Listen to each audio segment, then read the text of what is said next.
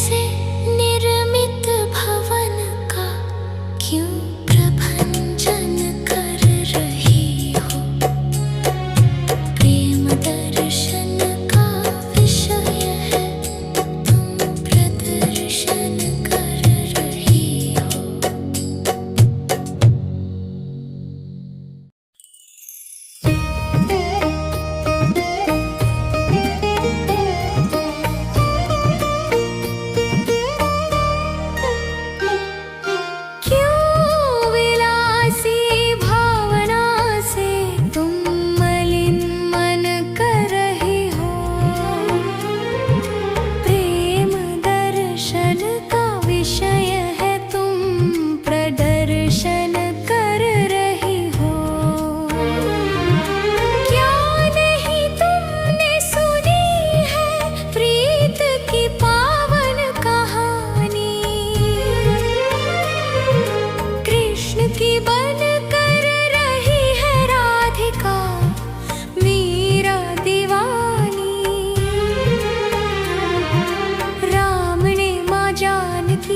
सिंधु पर था सेतु बांधा, क्या नहीं तुमने पढ़ी है शिव सती की पुण्य गाथा।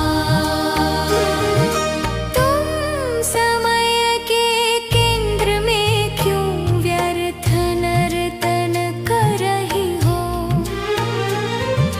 प्रेम दर्शन का विषय है, तुम प्रदर्शन कर रही हो।